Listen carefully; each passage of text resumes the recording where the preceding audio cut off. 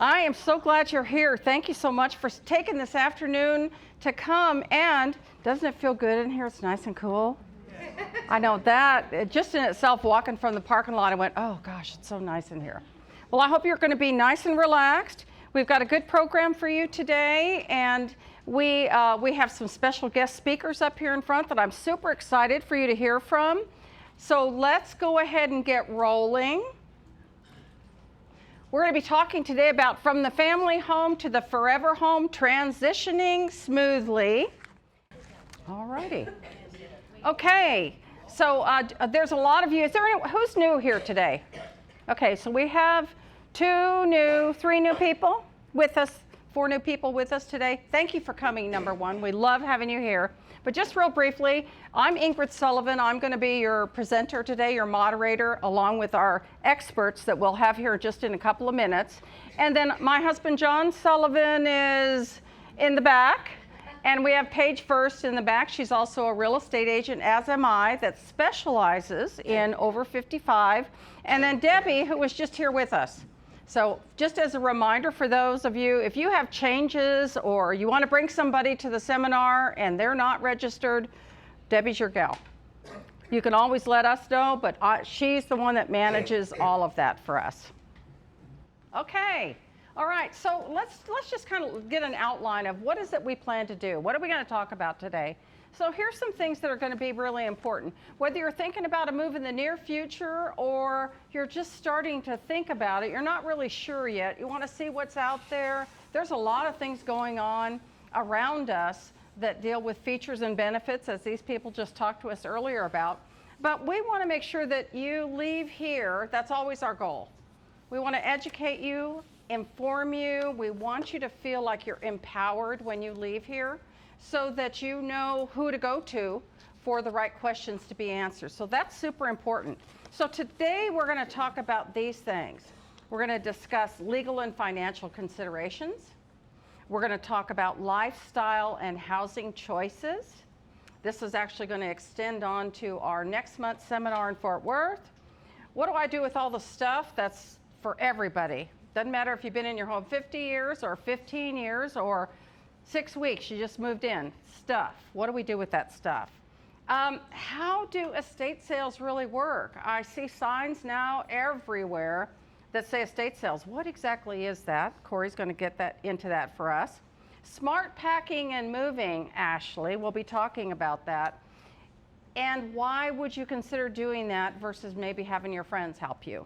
And then steps for a smooth, confident move to your next chapter. So I have some notes here that I'm going to be going through with you.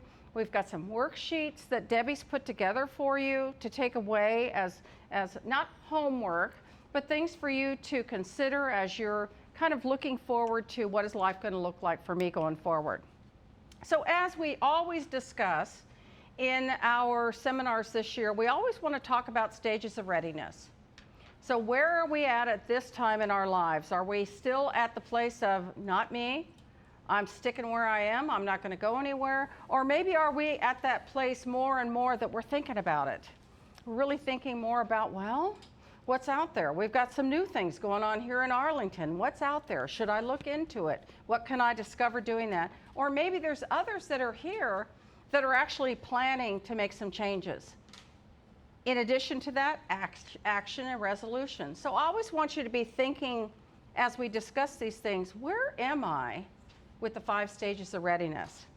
So let's move on with thinking about things like life changes that might prompt a move.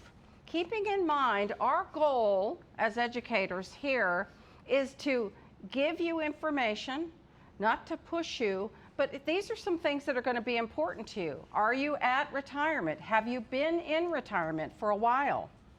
Have there been some health changes that are taking place in your life that could make an impact on what do I look at next? Maybe a new diagnosis, possibly a loss of a spouse or a partner, and now you've spent that time wondering if there's more out there, if there's more social I should be involved in. Are there places that I should go and check out? We've mentioned a few times here the Active Senior Center here in Arlington. How many of you belong to the Active? Yeah, a lot of us do. I mean, there's a lot going on over there. When I drive by there and I'm on my way out this week, I was going to North Fort Worth, and I was having to take a detour because of our wonderful road construction, which will be marvelous one of these days. I went by the Active, and I mentioned to John, I said, oh my gosh, you got to check online, see what's going on there. It's a sea of cars there. So it seems like it's been a pretty good reception for all of us that participate in that. We want to continue to check that out. Or maybe this is you. I'm an empty nester. We have somebody that actually two different couples that we're talking to right now that are in the big old house they've been in for many, many years. Heating, cooling, trying to think about what do I do next. Do I need all this? So be thinking forward about those things. So as we move forward here, we're going to talk about some other signs that might indicate it's time to consider making some changes.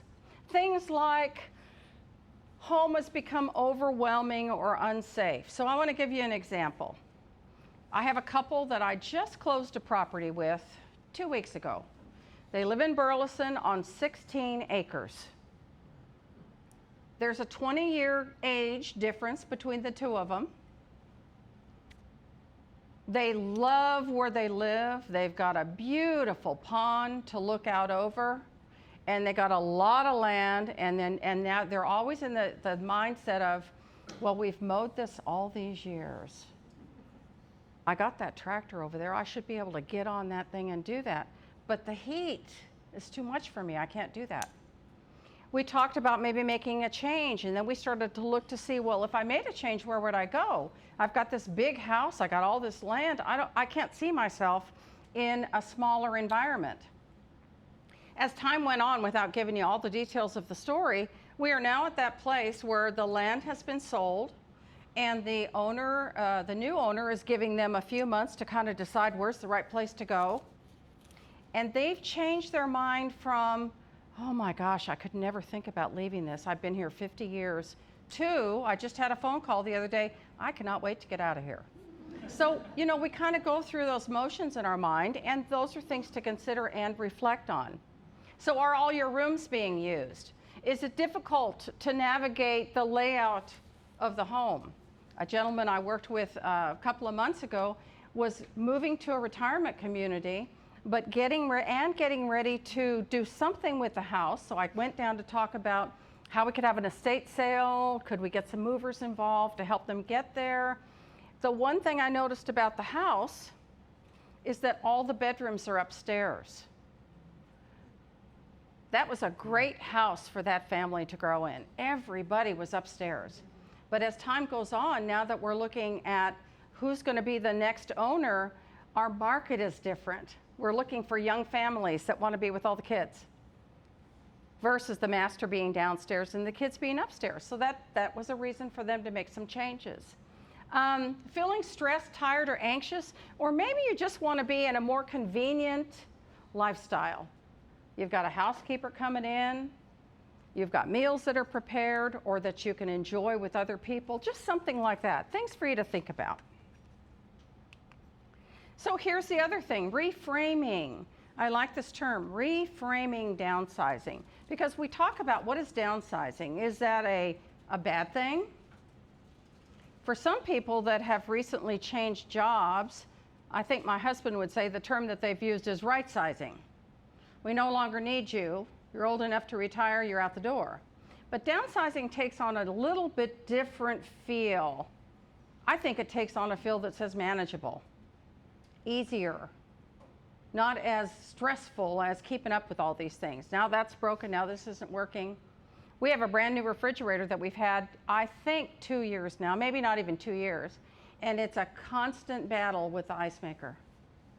It's constant.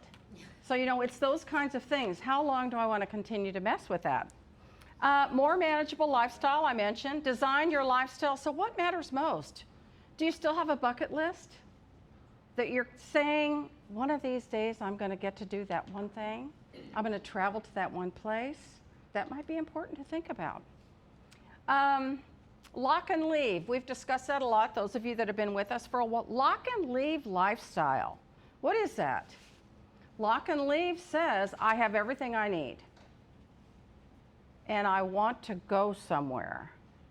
And I don't want to have to worry about who's going to mow the lawn, what if there's a storm, what's going to happen with my animals, what's going to happen with my belongings. Lock and Leave says I've got the perfect place to live, enjoy, be with friends that I love, and I can travel. And I don't have to worry because there's other people that are in the environment that are watching out with me, for me. You may not have to move, but you might want to. And recognizing the differences puts you in control. That's pretty important, puts you in control. So here's some things to be thinking about. And I hope you're okay. I want to reflect on some of these things. I was talking to John about this morning as I was looking over the notes for today's session with you.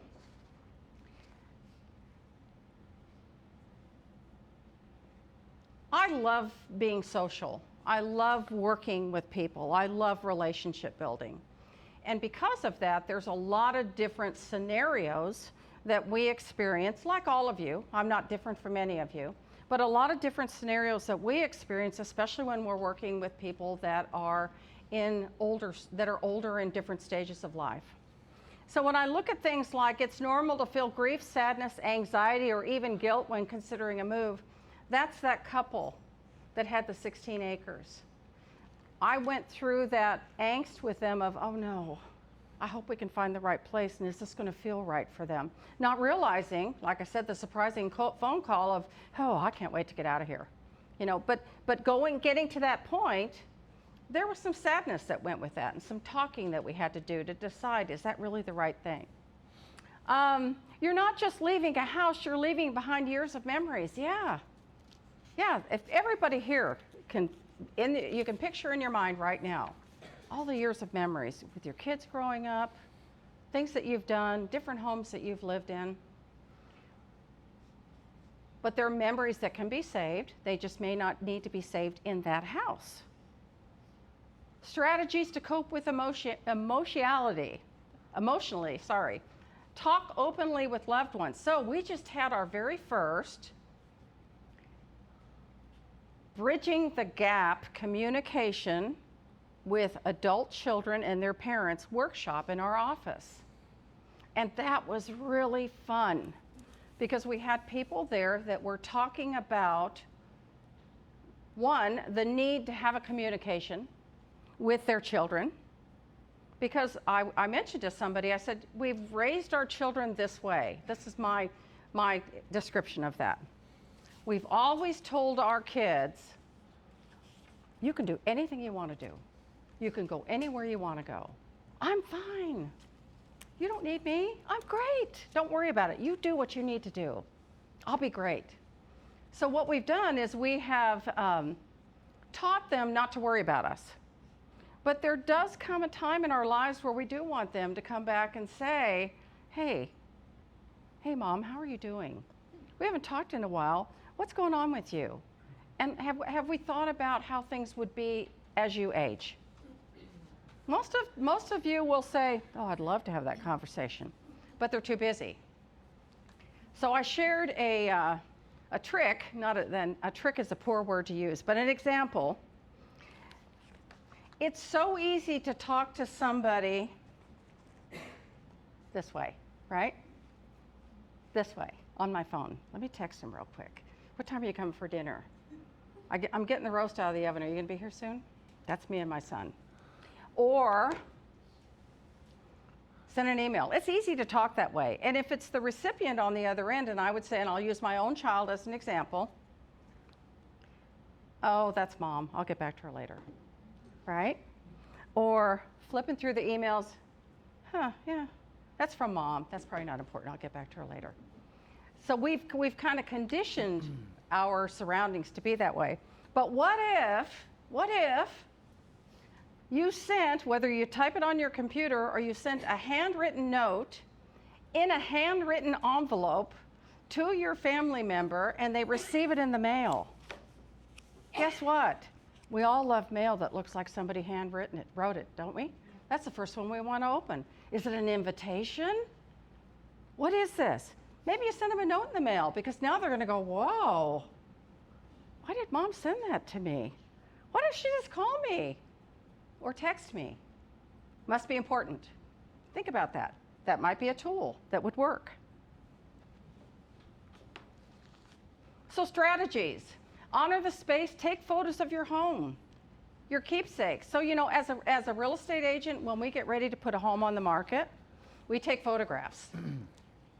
And when we're working with a client that's going to live in the house until it sells, we stage. We might move some things around, but we have a photographer come in and take photographs so that we have those pictures to share online with everyone.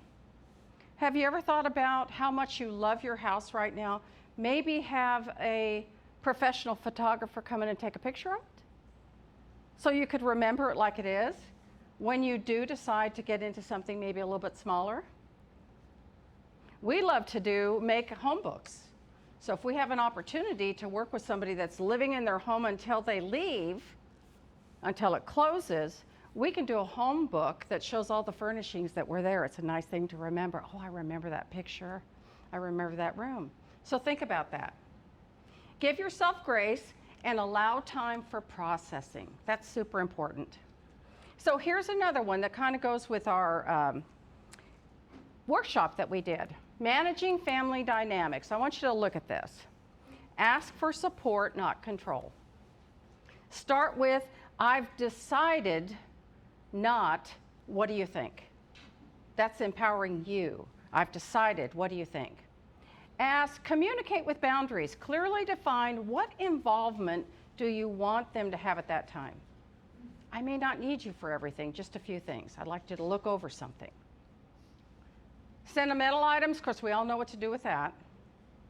Figure out if they're going to go anywhere within our family or save them for later for a estate sale because somebody else is going to love it, like you did. Or share your goals and timelines and updates. Again, I really don't want you to feel like I'm harping on this, but it's so important because communication is being lost in our technology these days. Talk about it. So the real estate market, just briefly, real estate market. So what we have here that's going on right now, we get our numbers every month, and actually these are the numbers that we got today because they usually come the second week of the month. So let's look at Tarrant County where we are right now. The median price is about $355,000. Remember, that's median. There's higher and lower priced homes out there. So that tells us that we're down 1% from last year this time. Days on market. Days on market, 46 days. And what we learn, we have 2 lenders in our office that come in once a month and they give us a market update. And believe it or not, it's not uncommon right now that houses are sitting on the market 4 and 5 months. It's like it used to be. It's a buyer's market right now. For those of you that are thinking, well, I want to try to do something this year or next year, you got a little bit of time. I will tell you that there are still multiple offers, but it's not as common as it was 3 years ago when the interest rates were 3%, right? And then let's look at all of DFW. So the median price there is $405,000, and we're up 0.3% over June of last year. Days on market, 52 versus the 40s here in Tarrant County. Months of inventory, 4.8. That's important. That doesn't say, oh no, I missed my opportunity. It just means that you've got a little bit more time to think about what you want to do and do it properly. So reasons homes sell, pretty common notion here. Most of us know this. Homes sell because of the big stuff. I got a new roof. We're getting a new roof next week. How many of you are getting a roof here in the short time? We really got hit with that hailstorm. So we know a couple people that are getting a roof. That's important for homeowners insurance. Major systems. What have you changed? Air conditioner, water heater, things like that. Electrical, are there things that have changed? Fresh paint is great for everybody. I visited a woman this week that wants to move into something smaller, and her primary bedroom, because you can't call it master bedroom anymore, her primary bedroom ceiling is purple, and are the walls, And the baseboards are lime green. But she loves that room. It's wonderful, but you know what we say? Paint's cheap. We could always do paint, right? And then any recent updates that you've done. Those are things that are important to the buyer's market we have right now. Thank you, HGTV. They're looking to see what have you done that's going to keep me from having to spend money on that later. And then the other part of that is a lot of people say, I'm not doing nothing. I'm going to sell this house just like it is. They can take it or leave it. This is what I got. I've lived here 50 years. I'm not changing a thing. Just keep in mind, as is not what we think it is. There's a lot of people, all of us getting calls. Hey, I want to sell your house. Hey, I sold 2 houses on your street this week. Are you interested in buying? Keep in mind, you want to be careful about that. And who are you talking to? So you want somebody to advise you on what does that look like. Showstoppers. Showstoppers are important. And where is my phone? Here it is. So these are things that we run into all the time. And I would say that Robin, Carlos, Jennifer, these are things that we're always trying to make sure that you're up to date on. Power of attorney, if you have one, it needs to be current. Can't be 10 years old. The person needs to still be living if you have a power of attorney. Trust. If you have a trust, you need to let them know you've got a trust. That's important, and it hasn't changed. John and I, after we did our seminar workshop on bridging the gap, we went home and I called my son. You'll love this. I called my son and I said, hey, I want to get on your calendar. Dad and I would like you to come over and I want to talk to you about our end of life plans. Nothing. Quiet. And then he said, Mom, has something happened that I need to come over and look at that? I said, yes. We had a workshop today. And we had other people with us that are doing the same thing. And I want you to know what's in there, not just that it's in the office on the shelf. I want you to go through it with me so I can tell you what's there, so you know what to expect. So the trust needs to be updated. And guess what? While we were going through it ourselves, after we came up with that wonderful idea, we noticed that we had changed our wealth manager, that we had opened up 2 other bank accounts that were not even in the trust. So if nothing else, if you have one, look at it. It's probably sitting up there and maybe there's changes, but that's really important. Do you have an heirship of affidavit or do you have a will? That's important too. Did you probate the will if you lost your loved one? Surveys are always important. This item right here, this is a $575 item. I think so, Robin, isn't it? It's still that price? It is. Pretty close? That's an important thing. You may say, I've lived there 50 years, I have one, it still isn't good. I'll bet it is, if it's got a seal on it. So look for that survey. If you're in a homeowners association, how does that look if I move? What do I have to pay to get out of here? There's some fees that go with that. Home equity loans. Have you done any updates where maybe you borrowed against your equity? Check to see if that shows paid off if it is. Minerals. Are you keeping your minerals or are you letting them go with the house? How many, if you're willing to say, how many are you still getting checks? Okay, well there we go. So if you're still getting checks, you might say, no, I'm going to keep my minerals. If any changes come in my area, I'll let them vote on it, but I'm going to keep my minerals. And then this one, which doesn't seem like a big deal, but it is a big deal. If you're not driving anymore and your driver's license is expired, it's not a good ID. You can't close on any real estate transaction or financial transaction unless your ID is valid. So you want to look into that.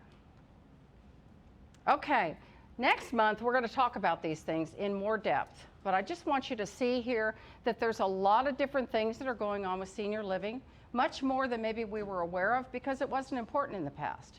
But we've got condos now, we have independent living, a new one that's coming in around the corner, we have assisted living for more care, memory care, and skilled nursing. And then we also have a community, which is called continuing care community, continuing care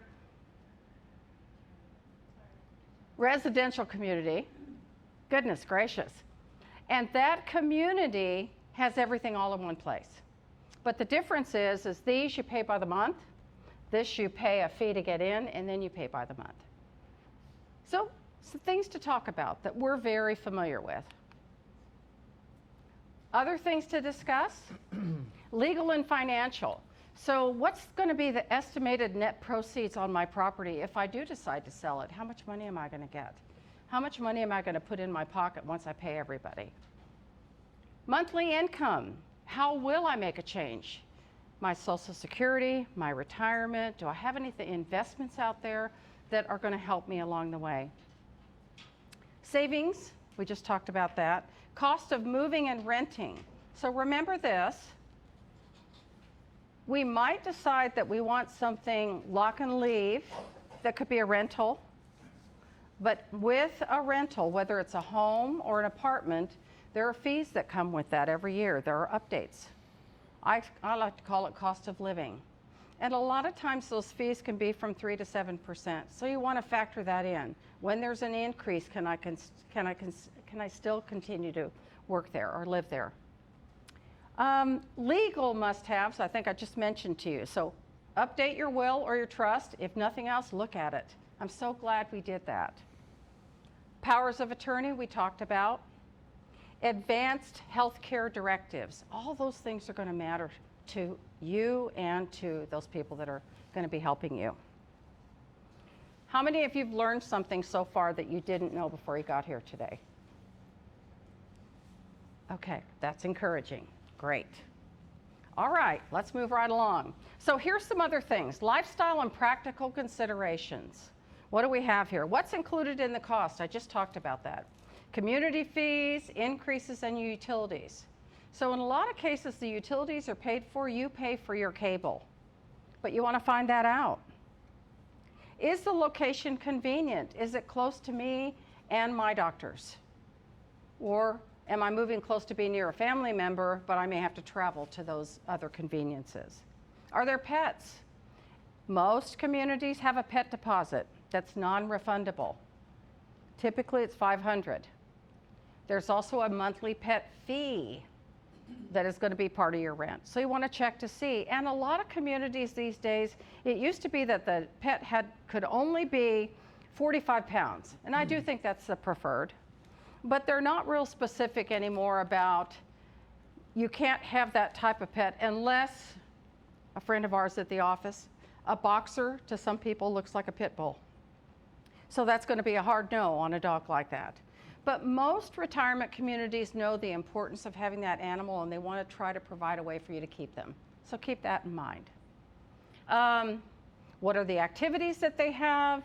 What other features do they have? So the ladies here in the back, home health and home care, what you will see is not only will they come into your home and provide those services, but a lot of retirement communities now also have those very same services right within the building. So that's important because that saves you having to go out. If your health declines, can they help you coordinate the next steps? They can help you do that. They can tell you what the next thing is. So you want to check into that. And like I mentioned, we have Reliant Home Health in the back, Overture Home Care. They are both in a community that's one of our education partners, Stevenson Oaks, right there in the building. Okay, so other things that we want to talk about before we get to our guests here quickly is just the right sizing and letting go of your stuff. You know, consider what you want to keep and what you want to get rid of, obviously. Use 3 piles. So we're talking here about keep and trash and donate. 3 piles. We don't want to have a maybe pile because that one can get to be larger than the rest of them. Start with the less emotional areas, the closet, the kitchen, the pots and pans, things like that that you feel like, I don't need all these things. I'm not cooking that much anymore. I can get rid of those. Save the sentimental items, the things that are the time killers and stressful for later. Look at the pictures and things later. There's always a solution for those. And then support options, which we just talked about. family, professional organizers, senior move managers know this. You never have to do it alone. And I think there's a lot of people that are, their pride won't let them ask somebody to help. And that's important that you are willing to do that, because people do want to help you, but they don't want to invade your space either. Okay, so Corey. Yes. It's me and you now. Okay. So Corey and I have worked together on several transactions recently, and he's going to help us. Uh-oh, I got a little overzealous here with this clicker. There we go. He's going to help us talk about estate sales and what some of the benefits are here and some of the things that you need to look out for. And I will tell you, it's special to have somebody like this here, because oftentimes there's rarely a transaction that we do, real estate transaction anymore, that doesn't involve estate sales. I feel like I'm pretty savvy on it. I think so. But I'm not you. There's a lot more to it that you have. So what I'm going to do is I'm going to ask Corey some questions, and he's got a mic that he's going to use to answer those questions for us so that we can get a better understanding. And let me just mention this. We're going to have time for questions after. So make sure if something comes up that you feel like, I really need to ask them that question. If it's something for the audience, great, we'll do that during Q&A. If it's something afterwards that you feel like my situation is specific, I want to talk to him, there'll be time for that as well. You'll stay a little bit after. Sure. Okay, great. So, how do you define an estate sale, and how is it different from a garage sale or an auction? That's a great question. So typically an estate sale would utilize the majority of the home or property. And so that means that items can be staged and displayed and showcased throughout the entirety of the home, the garage, and even sometimes the backyard. And so that allows the shoppers the ability to browse through the entirety of the home to look at the items. And of course an estate sale would be conducted by a skilled professional who has the ability to handle that process from start to finish while maximizing proceeds and doing so in a professional manner. Mm-hmm. Okay, all right. So what kind of situations occur that people would even consider doing an estate sale?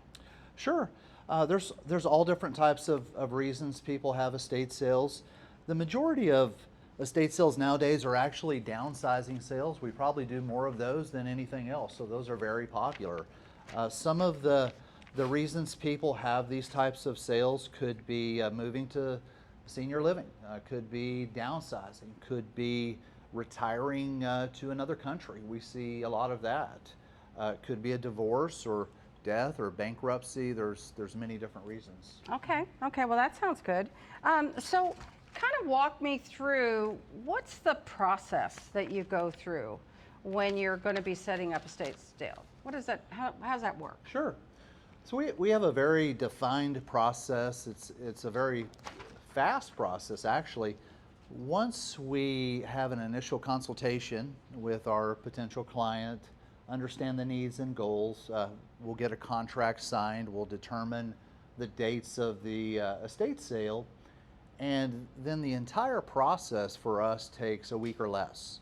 And so the estate sale would be held on a weekend, on a Friday and Saturday typically, and so the process would start on Monday or Tuesday of that week. So once all that is set up and the dates are determined, we'll come in with a team, and that's where the process begins. And so you say you could do it in a week. I mean, I know that in my experience in the past, sometimes it could be 2-3 weeks before you're ready to open up the doors. Sure. That'll be the average for the majority of estate sale operators out there. We actually operate on a larger scale, so we may have 14 to 16 trained employees on site for a setup, and so we're able to do in a couple of days what may take others a week or multiple weeks to do. So when you say trained employees, there isn't anybody that you're saying, hey, we need extra help, that could just come in and work that weekend. What's a trained employee? So I would define that as our own employees who are actual company employees that we physically train and teach our process. And so we conduct various types of workshops. We actually have a curriculum. So they're Wow. extremely knowledgeable and skilled and very professional in what they do. So Well, that's good. I mean, that does make it easier to set it up in a short time if they know what they're doing. it does, it does. Yeah. And yes. All right, great. Well, let's talk about some other things. You know, these things come up all the time. High demand, what sells and what doesn't. And we've got a couple of different scenarios here. One that you and I talked about earlier, I'll have later on. Sure. But you know, high demand. So people want to know what are my things going to sell for? Do I need to run to the jeweler to take my my diamond ring to sell it to the jeweler? How are these things done in an estate sale?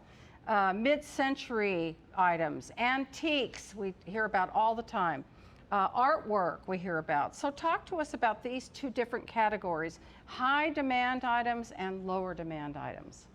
Sure. So it's always good to see high demand items such as jewelry, coins, collectibles, power tools, equipment, higher quality furnishings, decorative, things like that.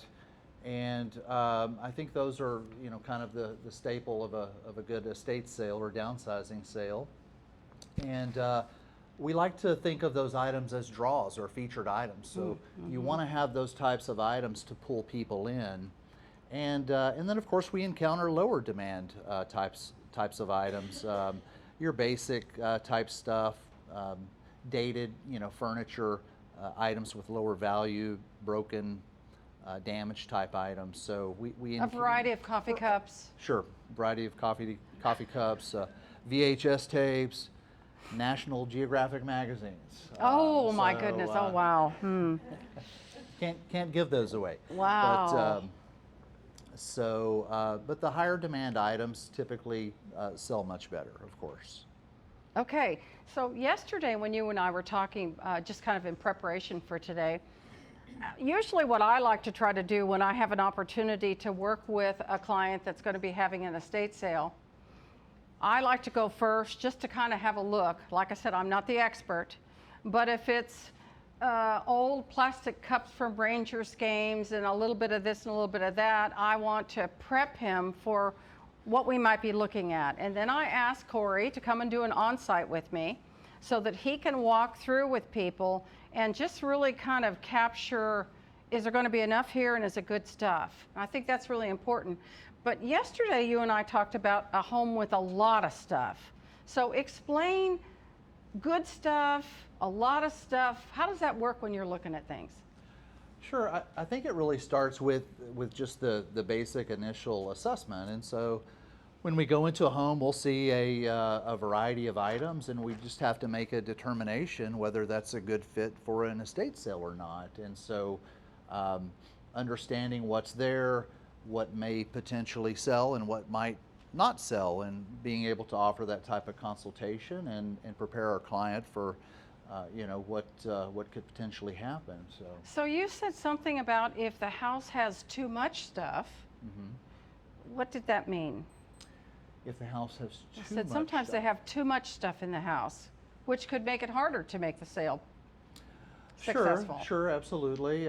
Sometimes homes that have an overabundance of items may need an initial kind of clean out where maybe we pull some of the lower valued items out and maybe donate those first and kind of create a more space to stage and showcase the items with more value. Oh, okay. So, Okay, that's sure, good. yeah. So you might even be able to consult somebody when you do your walkthrough, your consultation, that maybe some of these things over here are probably not going to be big sale items that they could work on. Sure. Sometimes we may advise a client to go ahead and, you know, pre-donate some items to kind of clear the path for the estate sale. Okay. And usually we really try to make it work where we actually don't have to do that, where we can find a spot for those lower valued items. Oh, So that's good, yeah. we may move those items to the garage or something like that. Yeah. So. Well, I mean, I would think it would be I know that an estate sale is a more higher quality than a garage sale in Sure, most sure. cases. But I would think that if I came to an estate sale with $100 in my pocket or my purse, and I want to get some good stuff, I don't want to leave with any money in my pocket. I want to spend it on something, maybe those lower items. Sure, absolutely. Okay, all right, that's Absolutely. good to know. So we have some things here that I asked Corey to share some pictures with us because people are always asking, well, like, what are they looking for? So I'm going to let you go ahead and talk about these things so that we can get a better idea as they're going home and looking to see, do I have anything worth selling? Sure, that sounds good. So we have some really great items here. A lot of these items are trending right now, and so when we encounter these types of items, we want to showcase them and really present them well in the marketing, because we look at these as draws for the estate sale. And so each estate sale needs to have a draw, because we're competing with a lot of other estate sales. And so any given weekend, there could be 100, 150 estate sales going on in the Metroplex. So you want to have some of these types of items. You want to showcase them. The things kind of trend and become popular, and we want to really showcase those. So we have vintage Pyrex. A lot of people don't realize that the old, Pyrex in the back of the cabinets are actually quite valuable now. And some of those pieces have actually fetched thousands of dollars, Wow. believe it or not. Wow. So leather-bound books, books do extremely well. Of course, vinyl LP records, those are all the rage, so all the classic rock and pop. And those are bringing some serious money. Sterling silver flatware, we do extremely well. And so we tend to get more of a retail price on that. And so we typically advise not to take that and have it, melted down, because we can put more money in our clients' pockets running that through the sale. So another thing we have that's doing exceptionally well right now is vintage seasonal, old Christmas and Halloween decorations. People are turning out in droves for that stuff. So don't throw it away, don't donate it. And of course, oh, go ahead. What I'm was sorry. the story that you told me yesterday about the Christmas stuff that you had and people waiting to get in? We actually did a sale over in Cedar Hill. It was 2 weekends ago, and we had a room that was filled with vintage Christmas and Halloween, and we had 150 plus people waiting in line to get into the sale. There was an hour and a half wait for about half the day, and they were there for the Christmas and Halloween. I kid you not. Wow, that's So, pretty amazing. Yeah. very exciting.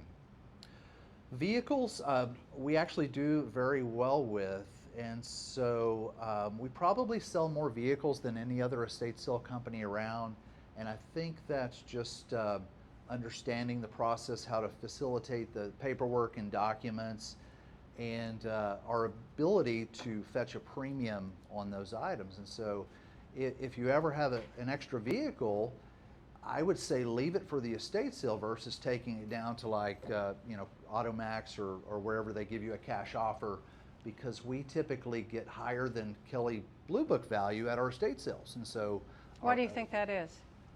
I think it's because we're able to offer verbal provenance on a vehicle. And so And the history behind and it. the history behind it. We can explain it was owned by our client, they drove it to church, into the grocery store, and then back to the garage. And I think that adds value, and people buy into that, and so we're able to get more money for those vehicles. Okay, So, okay.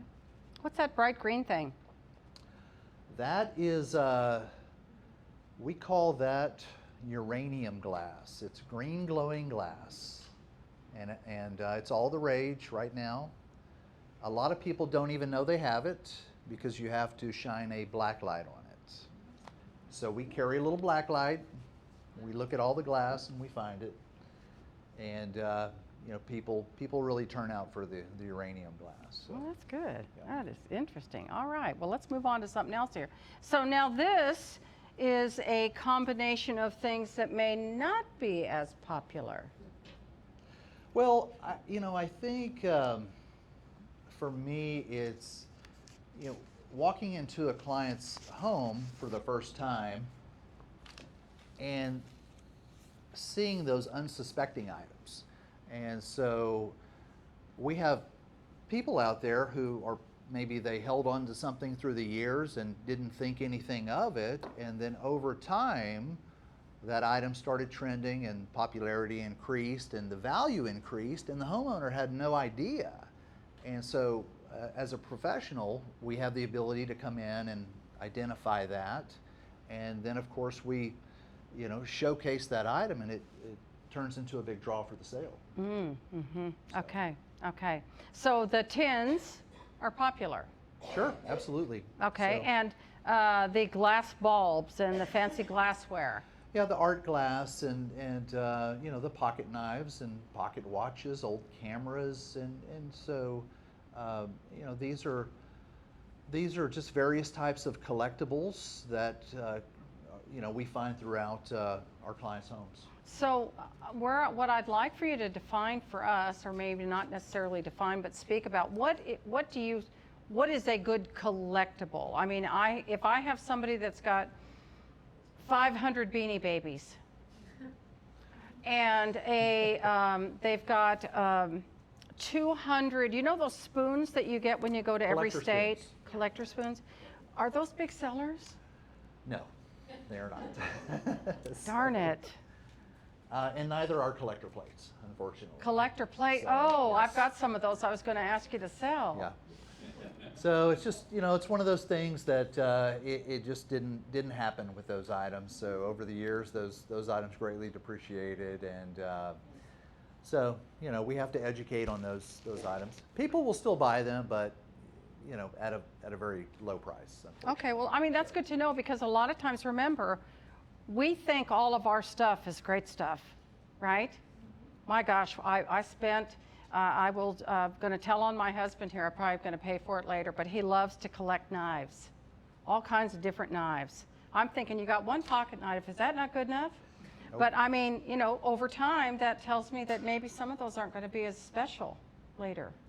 I know you don't want to say yes or no for that one. Right. Yeah, but I can see where some of those things, we think they're going to be more. Sure.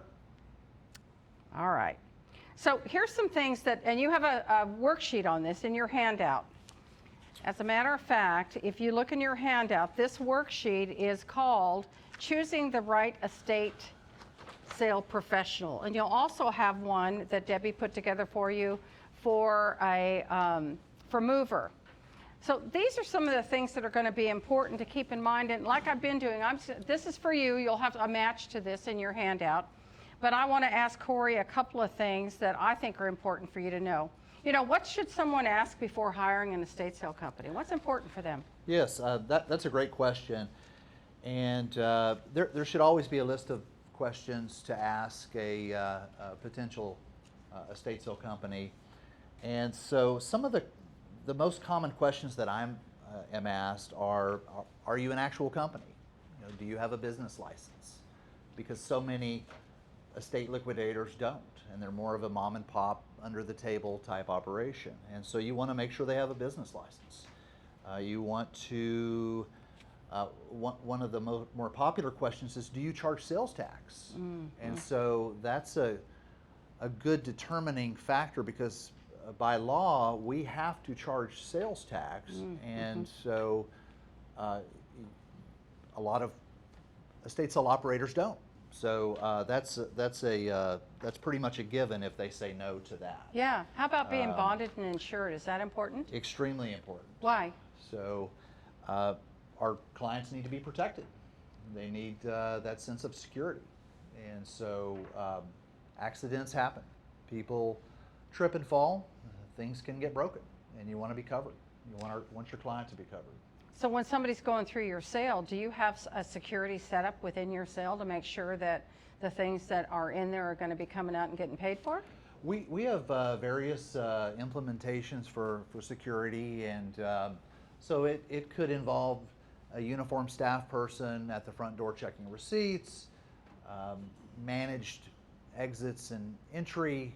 It may incorporate the use of a off-duty police officer or an actual security company. But we have various types of protocols in place for security. Sure, that's good. And that's important. I know the first transaction we worked on together, we had to have some security there. Yes, to make sure everything was going to be taken care of. So what happens to the stuff? I think we all know not everything sells, but a lot of times we don't want to, once we've left it behind, we don't want to deal with it again. Sure. So how can you help us with that? Sure. With every sale, there are always unsold items. And so sometimes it doesn't matter if those items are free. It doesn't mean somebody's going to take them. And so with each and every sale, typically what we do is we'll clean up real nice and we'll have the home swept and vacuumed. And then anything that doesn't sell, we'll kind of consolidate into the corners of each room, make it where it's easily manageable for whatever happens next.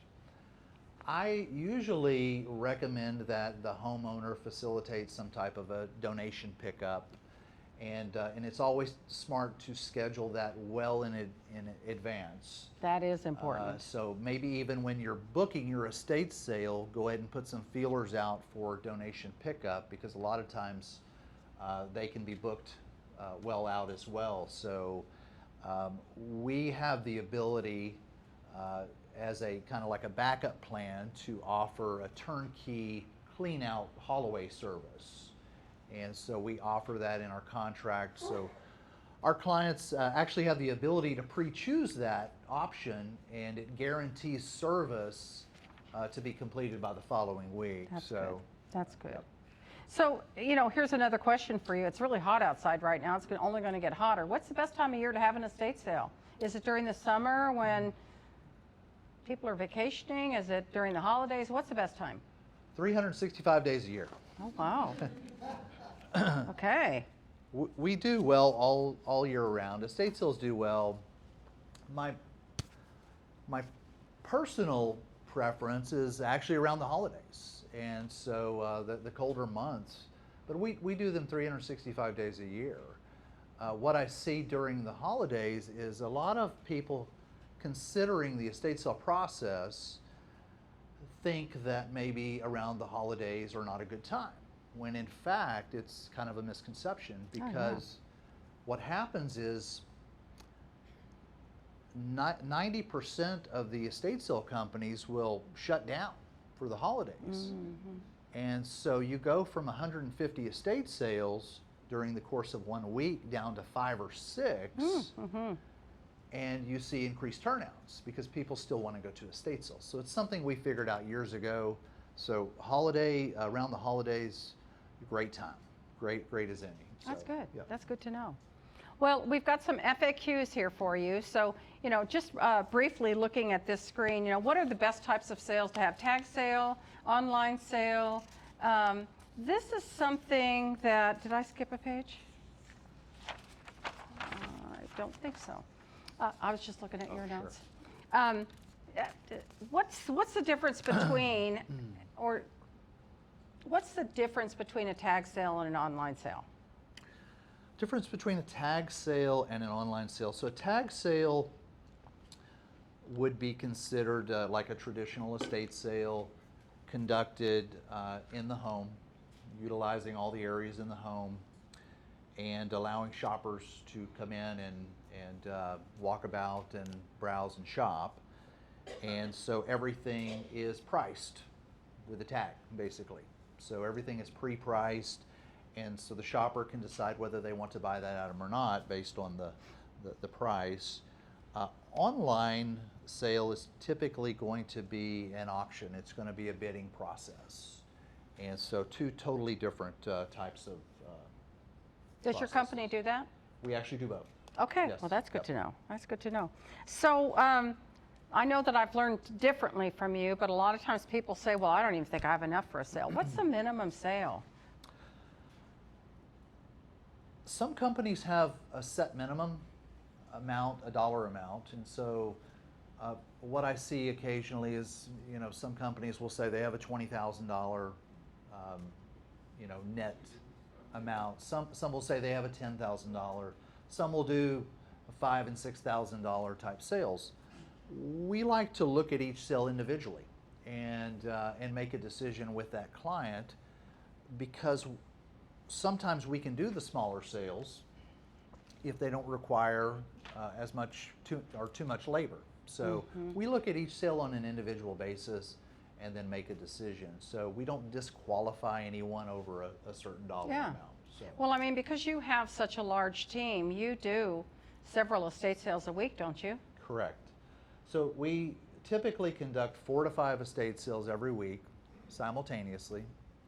And so that gives us great flexibility. And so we may have 2 really large sales, and then we might add on 2 or 3 smaller sales. And so if we can... Do you ever combine sales? What if I don't have enough in mine and Ashley doesn't have enough in hers? Would you put the 2 together? No. Why? We wouldn't. It's... Why not? It's just not time effective, and so, you know, some clients may not be okay with bringing other people's stuff in their house. Okay. And so they may see it as a competition.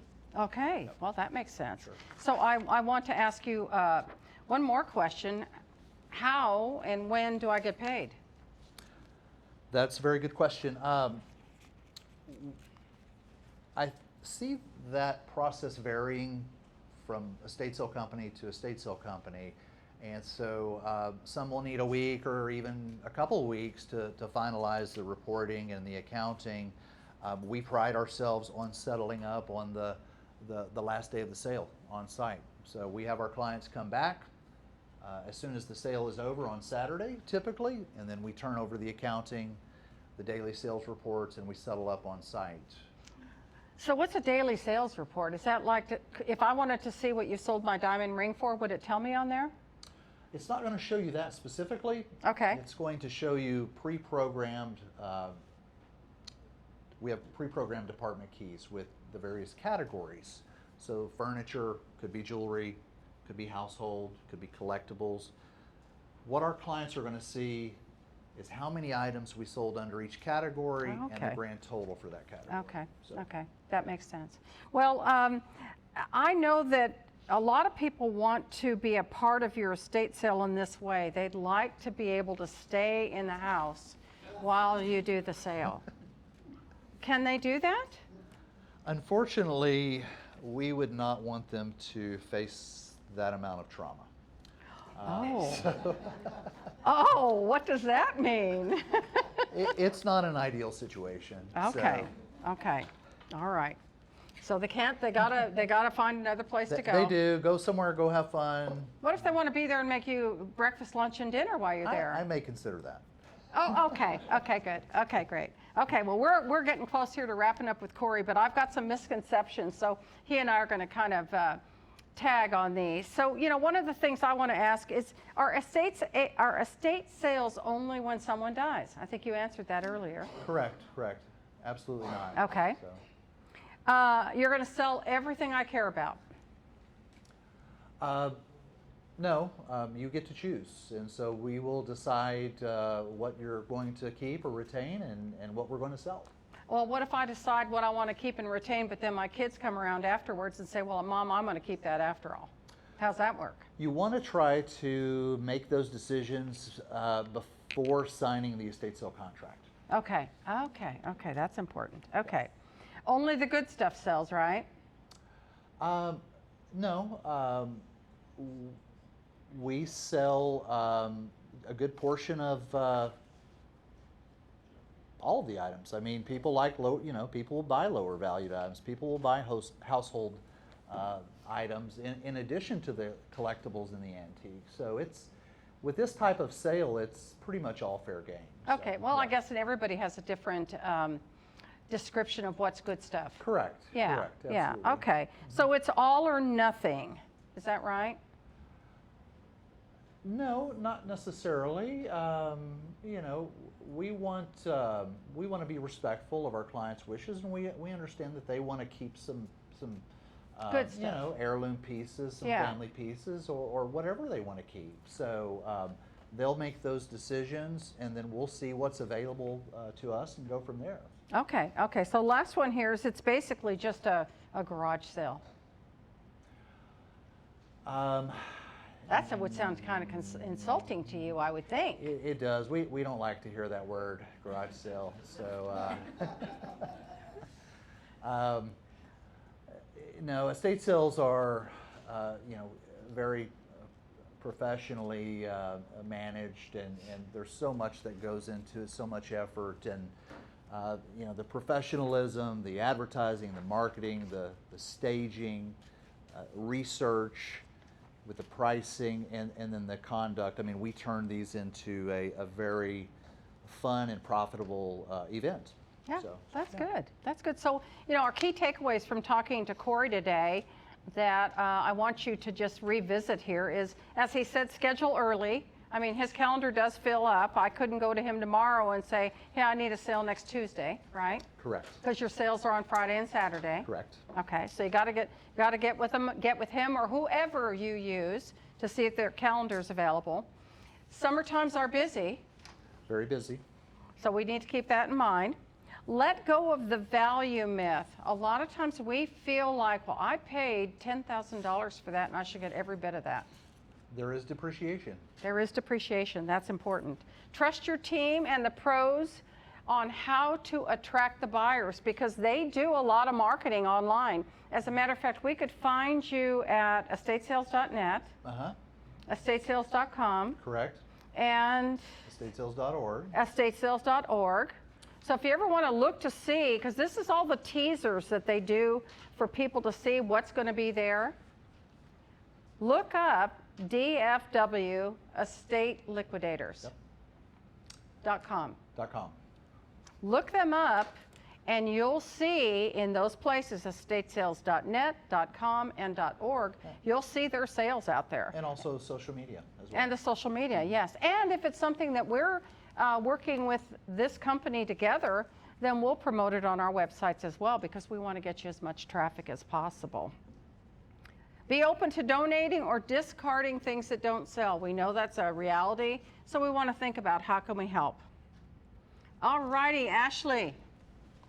So we are ready. She's probably wondering if I was ever going to get to her today, but now we want to talk about moving. You don't even love me. That's fine. Yeah. Did you need a piece of cake or something before we got started? No, I'm good. So we want to talk about Ashley and her company, Element. She did an introduction, but just real briefly, bring us back to that so we can get to your questions. Yeah, so I'm with Element Moving and Storage. We do all of the above, anything associated with moving, packing, moving, unpacking, specialty crating. We can do ancestral services where we come in and we'll take down certain light fixtures, pretty much so you can bring anything with you. We work very closely with organizers and other people that are key professionals in the move experience.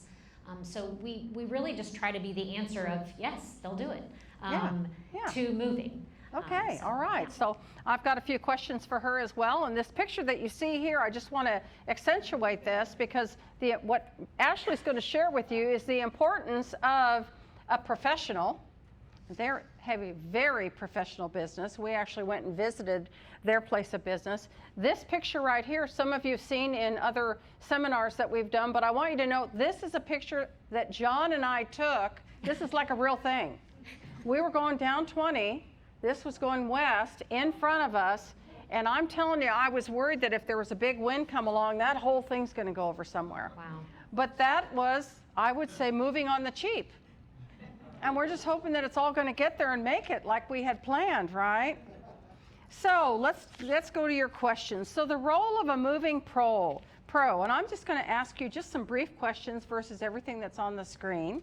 But what services do senior-focused moving companies typically offer beyond just moving? Right, and I do want to answer those. I meant to say earlier, and I want to say, I was thinking up here, kind of while he was speaking too, is what makes us these specialists, right?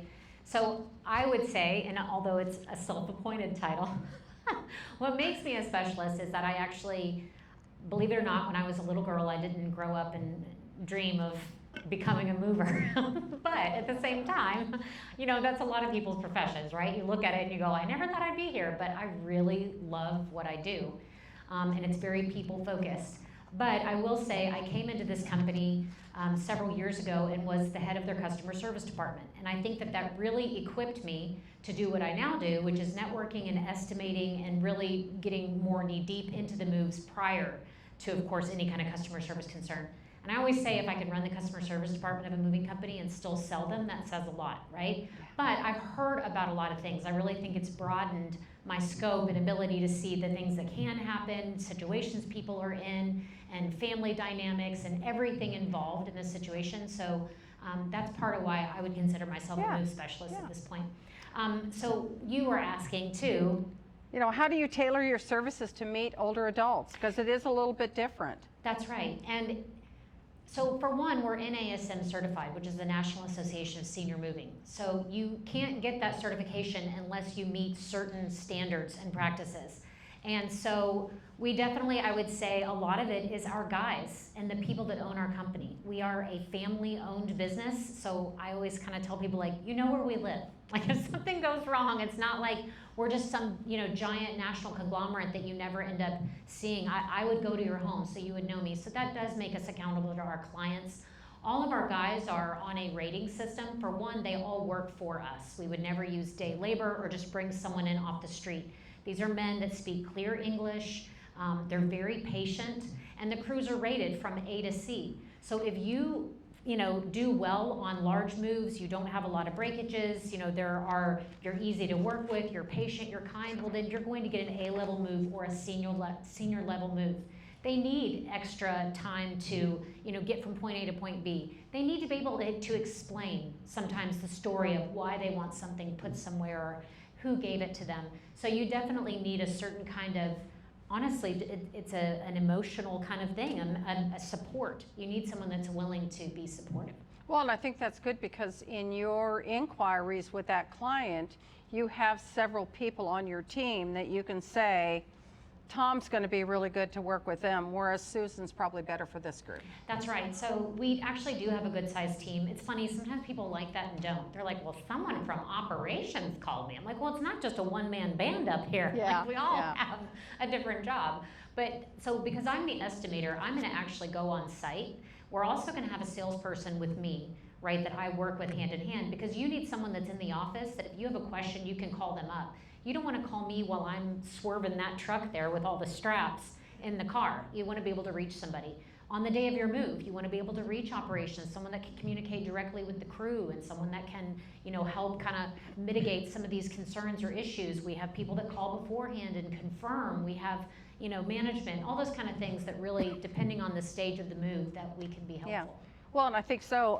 One of the transactions that we did together, we actually had well, it wasn't a snow day, but it was a freeze day where the whole timing with the group that was going to pack and the movers were going to come, that was something that she really had to organize because our client was very stressed that it wasn't going the way that they had planned initially. Yes. So, and it really is an experience, I'm sure, like with estate sales, every move is different. Every person is different. There are some things that are just bugaboos for people, that you don't want to impede on. For instance, this client, he was a very fastidious client. He was ex-military. So there were certain things that really mattered to him. And that's why we tailor-picked that specific foreman that was very detail-oriented, very much yes or no, sir, like very clear, very clear speaking, so that he just naturally felt more comfortable during the process and not like he was babysitting or hand-holding us, but that we were leading and giving him the support he needed. Yeah, that's good. That's really important.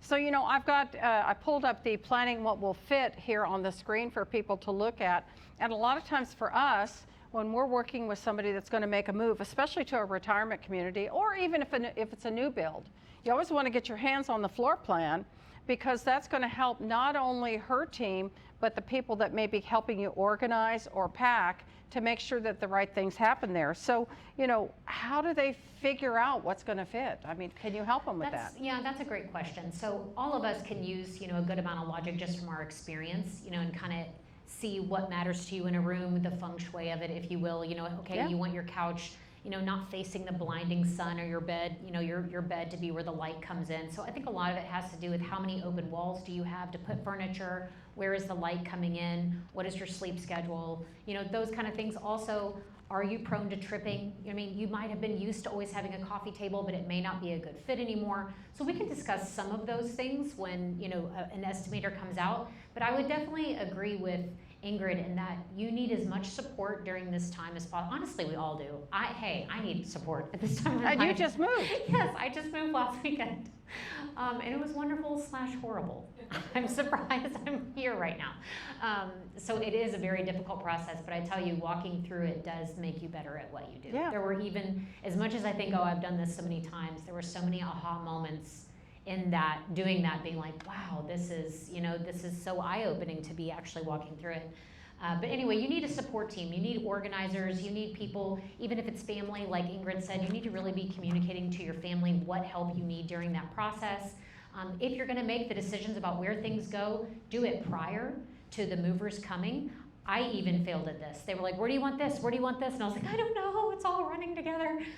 So you have to make sure that you really are. I would visit the property multiple times if you need to get the building on board.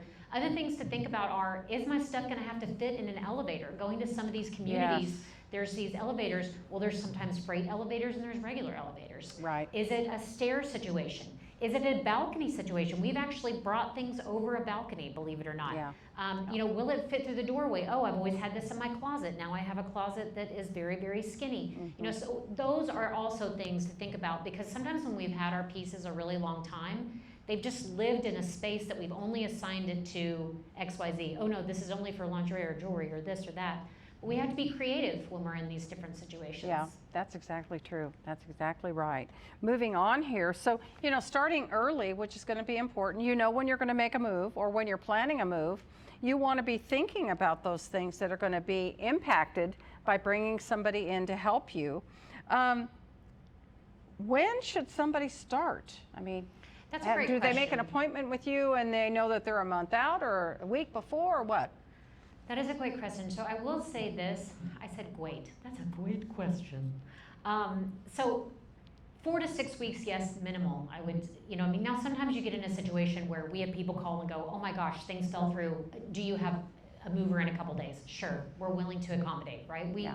We're happy to do that. However, if you have the time and if you can arrange it, then yes, I would say 4 to 6 weeks minimum you need to call in. And this is the thing, sometimes people go, hey, we are just about to put our house on the market, but we don't even know if we have a buyer. We just want to know what the general idea is as far as what moving is. And I will tell you guys, a lot of people get sticker shock because a move is probably, you know, 3 times the price that it used to be 10 years ago.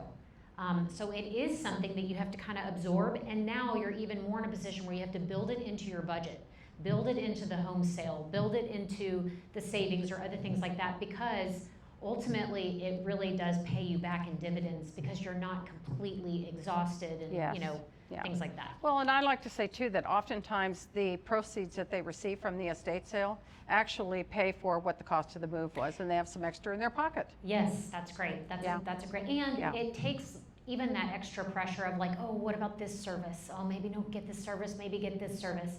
If you're able to just go, hey, this is my budget, this is what's gonna fit in it, then it's just not all those decision fatigue, tiny little decisions that you end up getting so worn down by. What happens if I'm going to make a move and I'm here in Arlington, but I want to move to be closer to my sister in Oklahoma? Are you able to help me with that? Yes, I am. So we do, that would be, I mean, because Oklahoma's so close, we don't necessarily think of it from state to state, even though it is. And I hope none of you moved to Oklahoma. No, I'm kidding. It's fine. Just kidding, just kidding. But, you know, that's closer, but we have people go to Arkansas, even all the way up to Maine, even sometimes internationally. People are actually moving internationally, you know, more and more nowadays. So it's, and I'm sorry, not to deviate Is your from truck going to question. take them there? But yes, what I was going to say is that yes, we can. There's multiple ways that we can do that. I was going to go off on a rabbit trail, but I won't. We can do dedicated trucks, or there's also a way to share a delivery with someone else, and that's a little bit more cost effective. But yes, our trucks will be taking you. Okay, well, that's good to know. So a couple of different things. I want to ask you some questions regarding this, coordinating the logistics. I just had somebody, as a matter of fact, the people that I spoke about earlier with the big 16 acres. I got a call day before yesterday, and she said, we've got a filing cabinet. It's a 5-drawer stand-up filing cabinet. It's got all kinds of legal papers in there. Do I need to take all those things out and put them in extra boxes before they move that? That's a great question. Not if we pack you, we'll do it. But Okay. if we don't pack you, the answer is yes. So typically in dressers, people will have soft items that can usually always be left. Socks, underwear, t-shirts, things like that. But any kind of hard item, like what would be in a nightstand that's gonna kind of bang around, it compromises the piece, and it can compromise other things on the truck. So, you know what I mean? Even though we saran wrap it, it's gonna damage the inside and the item. So I would definitely say, even with papers and things like that, you have to understand, even though they seem secure sitting very still, when those things begin to shift, it's not actually as easy to get papers as organized, you know, scooping them up off the bottom of a drawer. So I would definitely say to use a file box or something like that, and we can also help you with that. So also when it comes back to dressers, so do I need to unload my dresser drawers, or are you able to, I've heard of moving companies wrapping them so that I don't have to unload them. Right, so it depends on how the cumbersome nature of a dresser, right? So all of us have seen that dresser that it looks like I don't know, Prince Harry has or something. It's so giant and everything like that. Okay, probably not that dresser. You can't leave stuff in there. We're gonna need to remove as much as we can. However, I would say traditionally and most of the time, you can leave soft items in the dresser, and we're gonna come around, which is different than a lot of moving companies. We're gonna use blankets. So we're gonna blanket wrap the item, and then we're gonna saran wrap on top of that that's to good, keep yeah. everything kind of in place, right? Tight in Not, we really have to think logically. Furniture really isn't meant to be moved. It comes to your house most of the time in pieces for a reason, okay? For being real, right? You're having to put it together yourself. So that's also why we try to wrap it very tightly and make sure that it doesn't, you know, shift, because that can shimmy little nails and shimmy, you know, the integrity of the piece, which we really don't want to happen. Okay. So when you get me moved, let me see if I'm ahead of where I need to be here. When you get me moved, now that we've talked about packing, can you unpack me and put things back together, like beds, stereo equipment, things like that? Can you help me with So that? I want to make sure I clarify, because a lot of times when people hear, oh, you're going to pack me up, they're not thinking specifically of only packing boxes. When we say, you know, yes, we'll pack you, or no, we won't pack you, there's a difference between packing and then moving services. Moving services, we come in and take apart your beds. You know what I mean? We come in and basically, so people are like, oh, is that packing? Kind of in a way, right? We'll wrap your furniture, we'll wrap your pictures, we'll take apart your beds. All of those things, we'll put your TV in boxes. That's more part of the move. Packing is more things that are gonna go into an itemized box and can actually sit there the day before, and you can still sleep in your home the next day. Okay. So yes, we can pack. When we unpack, a lot of times what we do is, if we will pack, we'll also, and we're going to unpack as well, we'll use crates. They're more economical. They just cut down on debris. They'll keep you from having to have a ton of services hauling them away or pay a debris fee. So, and they're quicker to pack because you're not putting tape all around them and spending the time. So it's another good question to ask a moving company is, do they have moving crates? Because they're gonna pack faster, that's gonna save you time and money. And then when they unpack, this is another misnomer that a lot of people don't expect. So your moving company is not organizers, right? These are pretty regular people, and even though they're highly trained, they're not gonna know exactly how you like your Campbell's soup label faced out, right? Remember that movie Sleeping with the Enemy, when they were all like so perfect? We don't know that. So a lot of times when movers say unpacking, that means we're gonna take your item out, we're gonna unwrap it, and we're gonna set it on the counter of the room that we packed it in. And then it's gonna be up to you to actually put the items away how you want. Now it can be helpful because it continue with purging, you know, it can really make you go, you know, why did I keep this in the kitchen? You know, maybe your new space allows you to put it somewhere else. But make sure you ask that of whoever you interview to do your move. Or we have organizers that we work with that can come in and do that second service. And a lot of times we do. I would say 50% of our moves, we're partnering with a person like that that's going to be able to kind of assist. Tell us one thing that I found out about your company that I thought was really unique and different. Their office, their warehouse is located in Carrollton. Yes, yeah. They have 10 big trucks, labeled trucks. You have more, probably have more now. Right, so we actually own all of our trucks. We have 15 trucks now. Wow. All of our guys are uniformed. They're criminal background check tested and trained. Our storage facility, we That's just what I wanna opened up a talk about. whole new side of the climate controlled storage. So there's climate controlled storage, wine storage, as well as regular storage. Why would somebody want to do that? That's a good question. So especially being in Texas, I mean, the elements take a toll, right? We have 2 seasons. We have like, fall chilly weather and then hell's porch. Yes. So Yes. your candles don't stand a chance, okay, people?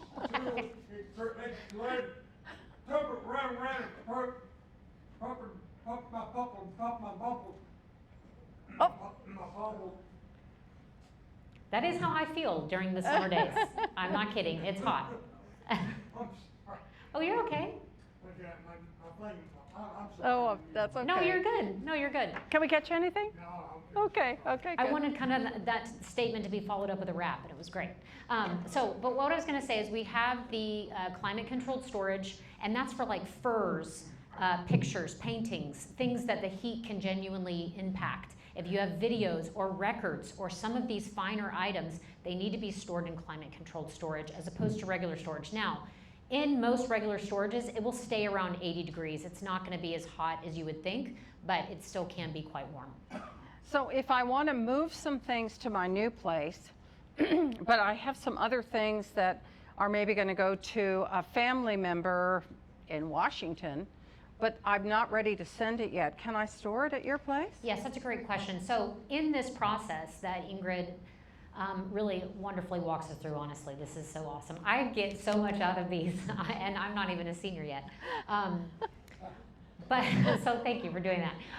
But it's just good to think about these things ahead of time. And one of them is when you are downsizing or when you're changing in life, there's lots of factors that can get a little squirrely along the way, right? Like when you're closing or when your move date is, or if the weather changes, or all these kind of things. That's part of why Element's great to have storage, because at any time you can go, okay, well, we need to keep the pickup date this date, but now I have 2 weeks where I'm just gonna go visit family, or we're waiting for the sale or the close of the home. Great, we can bring that into storage, we can wait. Say you were supposed to have deliveries to your new home, you're supposed to deliver a new couch or a mattress. Great, you just ship the address, we'll receive the mattress, you go do your own thing, and then we'll deliver it to you all at once at your convenience. That's nice. When you want it delivered. That's so nice. that's important too. Well, I think the other thing that you did that I felt was important to that client is that they had things that they wanted to take from their home and drop off at a family member's on the Yes. way to where they were moving, and they were able to accommodate that. We've done multi-stop moves. If it's out of state, sometimes that can be a little bit more because you're stopping in different places. That's the guys, the time, the gas, all these kind of charges. It's important when you're looking for a moving company too that they really lay that out for you and make it very clear what the charges are if you do have an additional stop. But yes, I mean, sometimes, especially at this stage in life, you are going to want things to go to your children's home. Maybe you have 3 children. We can go to different children's homes, but then in that case, it would be important to think about the timing. What is your bandwidth for that day? If you do have other stops, do you have enough bandwidth to go to several people's homes, or do you need to spread your move out over multiple days to make it better for you guys? That's good to know. Yeah, yeah. A lot of times, I went to visit some people's home the other day, and they were an elderly couple. But not only that, they were going through a real physically, demanding time. The wife was in chemo, and the husband had Parkinson's, so it was even more stressful. And they still had it in their mind. Like he kept saying, like, "We'll just put it in the car." Like, please don't do that, sir. Don't put it in your car. It's that thing of, there's a lot of logistics, but we need to be realistic about how this move is going to look so that you can come out in one piece on the other side. Yeah, absolutely. So let's talk about some of the FAQs that I think are important for us. So how are the packing and moving services priced? So that's a great question. So of course we have material. I would say that if you're going with a moving company's material, it's usually a better quality. If you're gonna buy boxes from a Walmart, they may be a little bit thinner than a box from a moving company because moving companies understand, especially if your stuff is gonna be stored, the boxes need to be thicker. You don't wanna stack stuff on top of boxes that are then gonna crush. So we use dish packs, which is a larger box that we pack dishes in. We have large boxes, we have wardrobe boxes, medium boxes, and small boxes. You want to use small boxes for books, but they need to be in good condition. So you're going to pay for your materials, and then you're going to pay for your transportation charges. because the guy has to drive from point A to point B. Well, that's an hour of his time. So that's not your moving services, that's your transportation services. Okay. You're gonna pay for gas, you know, so that's gonna be actually a part of the trip fee. So these are all things to consider. And then you have your actual move fees. Within those move fees, there's washer and dryer services. What if you have a grandfather clock? There's those services. Do you need disconnections and reconnections? So all of those things are also things to consider in the pricing of moving and packing. What happens if something's damaged or lost? Are you bonded and insured? We are. So we are bonded and insured through the state, which is a very important question to ask. Also, the other thing that our company does that I've not heard of any other moving company do is our guys, our movers, pay a portion of their own claims. So they're very adverse Careful. to Yeah. breaking anything, because there is a portion that, hey, if you're gonna mistreat this, you're not gonna handle it with care, then it's gonna directly affect you.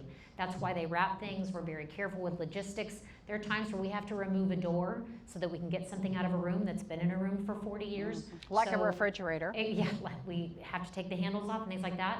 But in the event that something happens, you know, for instance, people like us to sometimes wear booties in their home, right? Oh, I don't want you to damage the carpet, or I don't want you to damage this and that. That actually puts us in danger, because you have to think of how slick the booties can be on a hard surface. And so I've seen instances where someone wearing booties slipped, you know, it kind of, you know, moved with the piece, and then it hit the wall.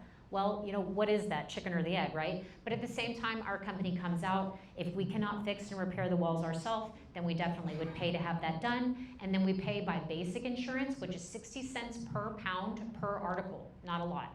That's basically a 100-pound couch would be $60.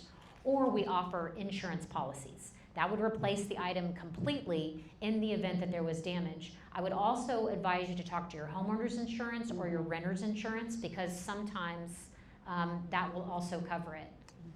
Okay, that sounds good.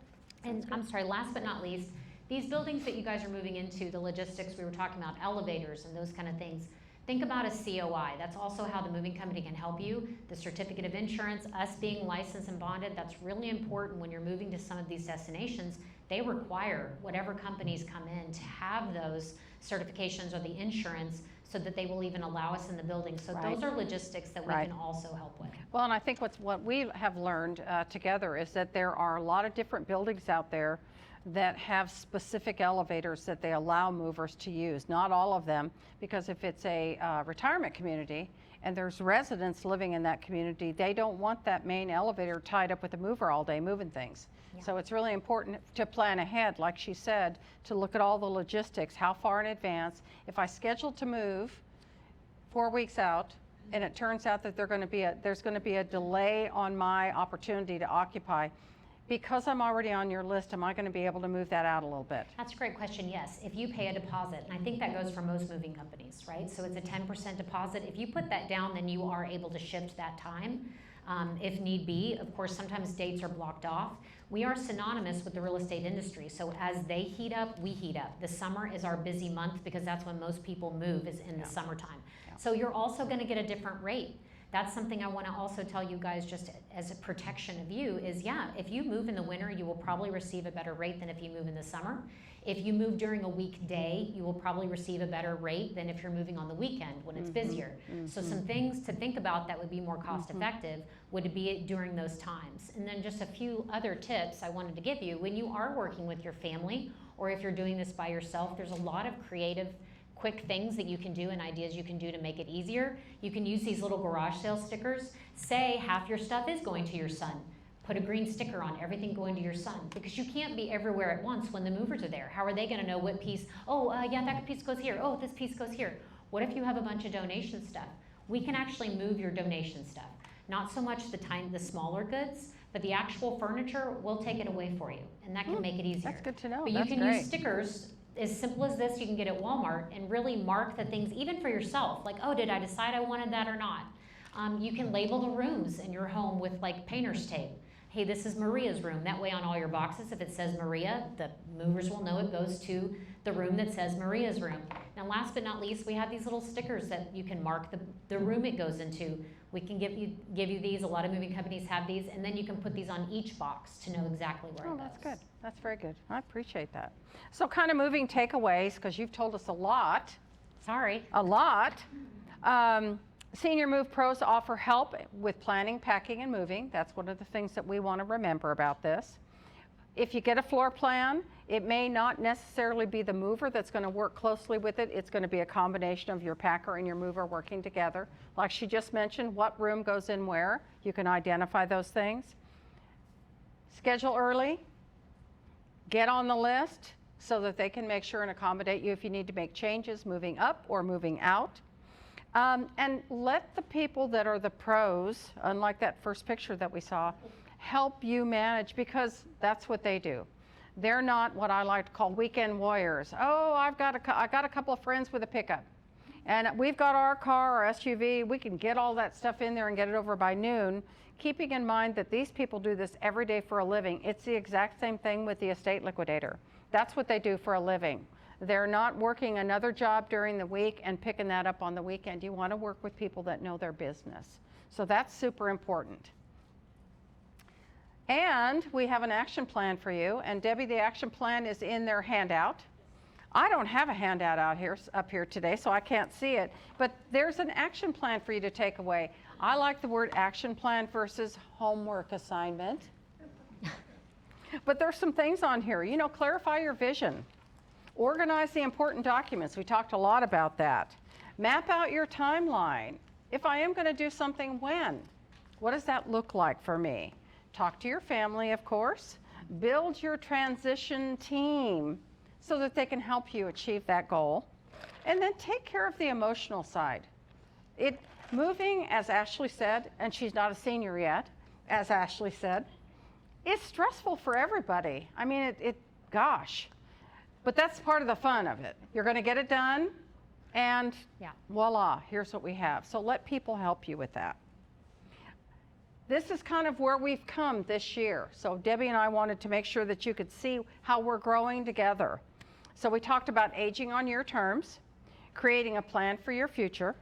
We talked about communicating with your adult children. We've done that together. Today we're at from the family home to the forever home. Next month, we're going to be talking about selling the family home. Value versus convenience. What does that look like? Simplify your life. Make room for what matters. Embracing change. Gosh, embracing change. What is your backup plan? We like to say, what's plan B?